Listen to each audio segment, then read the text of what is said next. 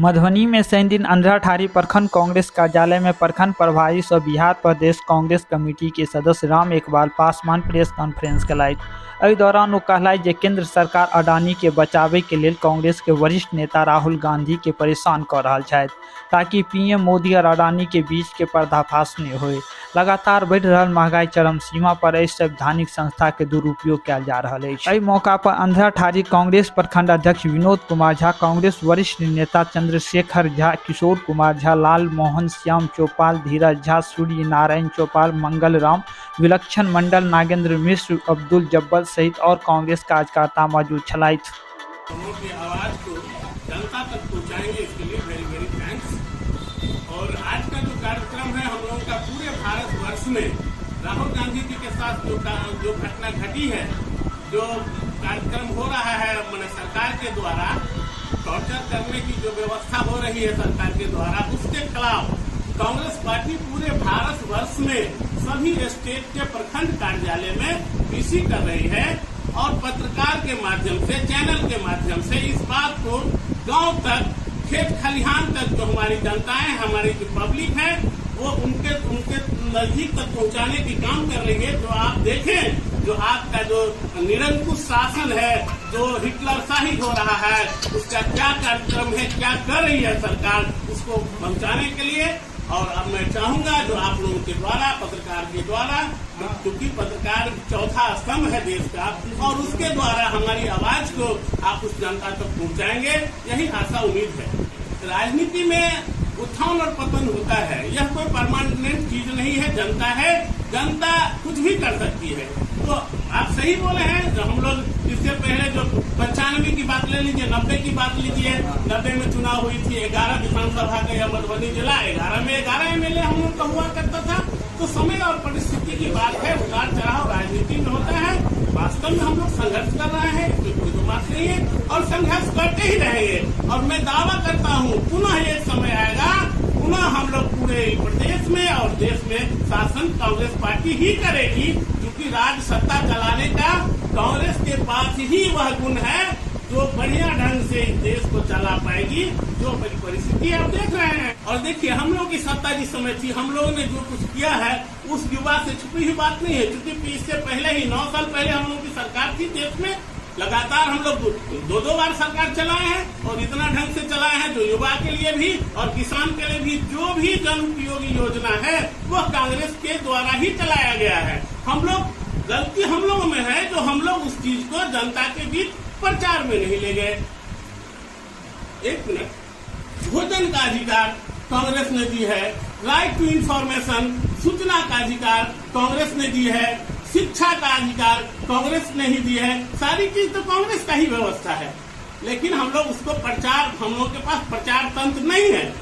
जो आज की जो मीडिया है, इलेक्ट्रॉनिक मीडिया, प्रिंट मीडिया, आप अपने पर अदरवाइज नहीं लेंगे। तो आप देख रहे हैं हम लोग डिबेट करते हैं, तो हम लोग को बुझाते रहता है जो हम मीडिया वाले से ही डिबेट कर रहे हैं, हम बगल विरोधी पार्टी से नहीं करके, क्योंकि हम लोग ठीक अगेंस्ट मीडिया वाले चले आते हैं। तो आप सोच सकते हैं जिसके पीछे राहुल गांधी जी का जो बढ़ता हुआ लोकप्रियता है, जो बढ़ रहा है, मैंने हम लोग जो पैदल चले 4,000 किलोमीटर राहुल गांधी जी ने पैदल चला है कन्याकुमारी से कश्मीर तक, और इससे जो लोकप्रियता बढ़ी है उनका, इससे घबरा कर यह जो सत्ताधारी सरकार है, मोदी जी कहने में कोई मुझे ये नहीं है, जो मोदी जी इससे घबरा कर ये इस ढंग के चाल चल दिए हैं वो, और चाहते हैं कि इनको दबा दिया जाए, लेकिन ऐसा होने वाला नहीं है। ठीक है, अमेठी तो हम लोग का सीट पहले से भी था, ठीक है, पिछली बार होता है एंटी इनकम्बिडेंसी, हो सकता है हमारी चूक हुई हो, जो अमेठी हमने खो दिया, वाई नॉट हम लोग जीता है, वहां से हमारे एमपी हैं,